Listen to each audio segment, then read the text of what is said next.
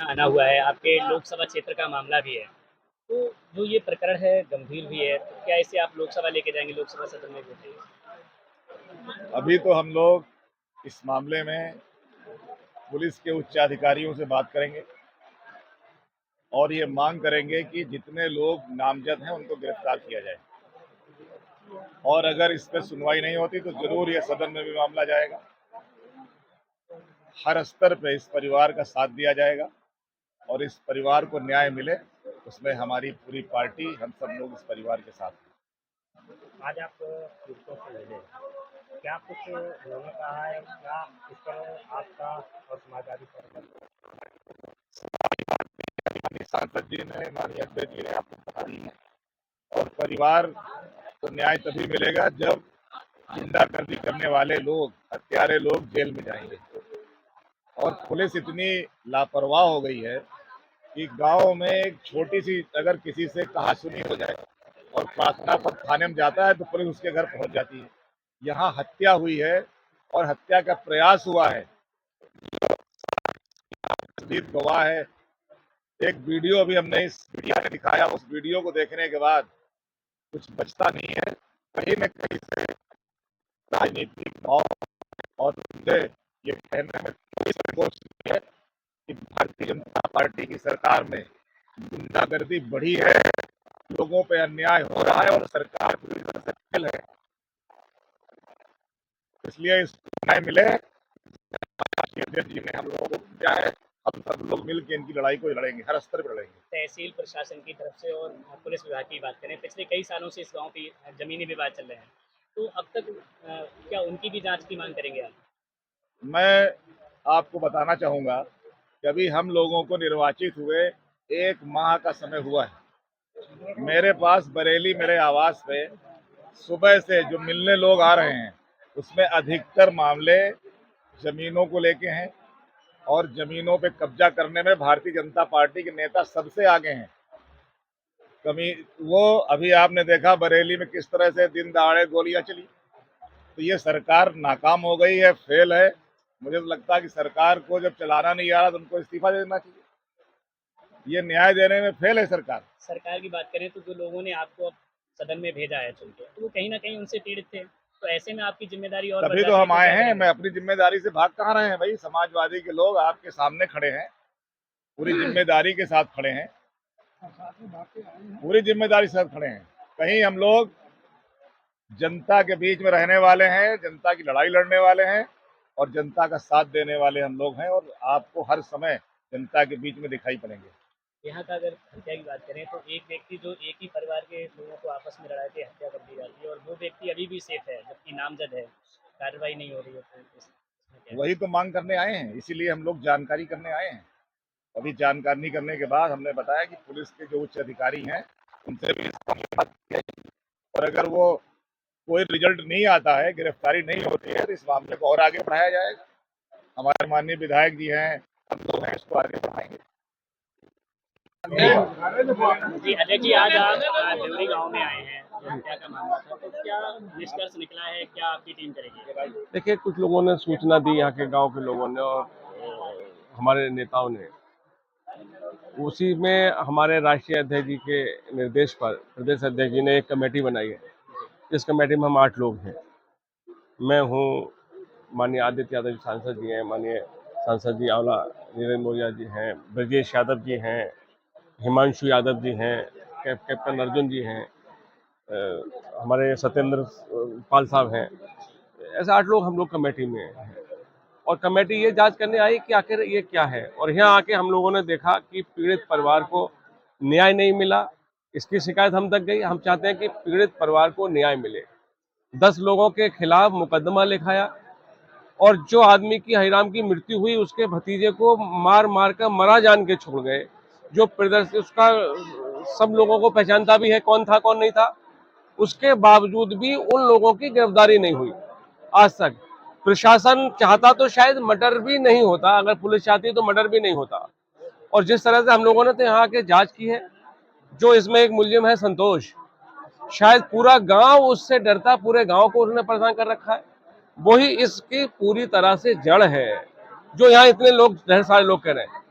किसी का जमीन का विवाद है, शायद वो यहाँ प्रधानी करते हैं, क्या क्या है, वो इसमें इन्वॉल्व है। पुलिस ने आज तक नहीं, इनको फिर भी धमका रहे हैं। हम चाहते हैं प्रशासन से कि इनकी मदद हो, इनको सुरक्षा मिले।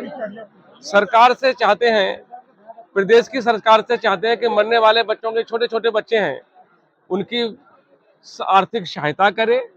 कम से कम 50 लाख रुपए उनको आर्थिक सहायता के तौर पर प्रदेश की सरकार को देना चाहिए, उनके छोटे छोटे बच्चे। पैनल में आज 2 सांसद हैं, विधायक भी हैं, तो क्या माना जाए कि ये मामला सांसद में या ये विधानसभा में भी उठाया बिल्कुल जाए? बिल्कुल, जहां तक भी इनकी लड़ाई को हमें लड़ना पड़ेगा। माननीय सांसद जी हैं, विधायक जी हैं, और हम दोनों सदनों में भी लड़ाई लड़ेंगे और सदन के बाहर भी हम लोग कल भी मिलेंगे। हमारे नेतृत्व पूरा मिलेगा इसके लिए। जब न्याय नहीं मिलेगा, पूरा चौपट हो गया, सारे लोगों के संज्ञान में, अधिकारियों के संज्ञान में भी, और फिर उसके बाद भी न्याय नहीं मिल रहा है।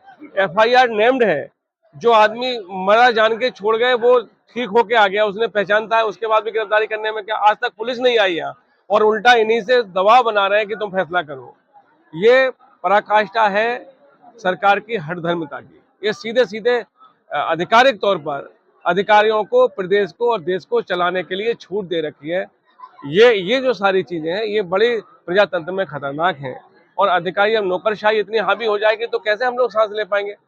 तो इसी की समीक्षा करने हमारी कमेटी आई है, और इसको जहां भी हम लड़ाई के लिए उचित होगा नियम से, वहां इनकी पैरोकारी, इसकी लड़ाई को आगे लड़ा जाएगा। शीर्ष नेतृत्व तक आप कब तक ये रिपोर्ट सौंपेंगे और क्या? हम आज ही रिपोर्ट बना के, कल परसों तो हमारी रिपोर्ट शीर्ष नेतृत्व तक पहुंच जाएगी। और इसके बावजूद भी कल हम लोग तो यहाँ भी DM से और कप्तान साहब से यहाँ भी मिलेंगे। और इस पे अगर कार्रवाई नहीं हुई तो समाजवादी पार्टी लंबी लड़ाई इसको लड़ेगी। ऐसी घटना कल एक और थी, एक लड़की को लटका दिया गया। कल भी हमारी एक कमेटी आई थी, उसकी रिपोर्ट भी तैयार कर रहे हैं। इन्हीं मुद्दों को लेकर के हम लोग सरकार को भी घेरेंगे, इनकी लड़ाई की लड़ाई की करेंगे, और ऐसी वारदातों पर कैसे अंकुश लगे, इससे सरकार को चेताएंगे भी। हमारे दोनों सदनों में माननीय सांसद जी भी हैं, माननीय विधायक भी हैं, तो दोनों सदनों में भी इनकी बातों को रखा जाएगा। तमाम दावे करती है कि गुंडा माफिया बचेंगे नहीं, और आज आपको एक पीड़ित परिवार के घर पे आना पड़ा है, तो क्या लगता है कि ये बातें कहाँ तक दावे सही है? देखिए, ग्राम देवरी का जो ये दातागंज थाने का विधानसभा का मामला है, और राष्ट्रीय नेतृत्व के आदेश पे हम सभी लोग जो यहाँ बैठे हुए हैं, नीरज मौर्य जी जो सांसद भी हैं यहाँ, और मैं बदायूं से, और विधायक हमारे ब्रजेश यादव जी और हिमांशु यादव जी, और सभी लोग हम लोग यहाँ पर आए हैं।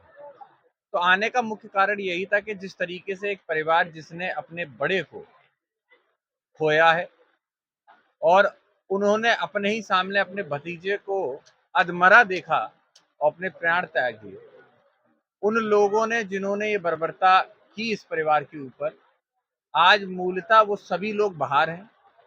और जब हम लोग यहाँ पर आए तो ये जहाँ एक मामला हम लोग के सामने आ रहा है, इसी के साथ साथ कई सारे इसी गांव के, इसी ग्राम के लोग हैं जो अपना दुखड़ा हम लोग के पास लेके आ रहे हैं। किसी का पेड़ थे तो उन पेड़ों को काट के बेच दिया गया, कोई अगर उनके सामने रहता था तो अगर रंगदारी दी तो तुम काम करोगे, वरना घर भी ध्वस्त कर दिया, जमीन भी ले ली गई। ऐसे कई सारे मामले यहाँ देवरा गांव के पड़े हुए हैं, देवरी गांव के हैं। और साथ में जो थाना इंचार्ज हैं, पुलिस प्रशासन है, वो यहाँ आकर इन लोगों को सांत्वना और ये भरोसा दिलाने की बजाय कि पुलिस प्रशासन आपकी मदद करेगा, जिस व्यक्ति या जिस परिवार ने अपने घर के सबसे बड़े व्यक्ति को खोया है, उसी परिवार को आके ये पुलिस प्रशासन आके धमकी देता है कि आप लोग ज्यादा कानूनी कार्रवाई की मांग मत करें। ऐसे में हमारा सवाल राजनीति से अलग हटके ये है, किसी भी समाज के ये लोग हैं, किसी भी वर्ग से ये लोग आते हैं, इनको भी अधिकार है इस लोकतांत्रिक देश के अंदर अपना हक मिलने का, न्याय मिलने का।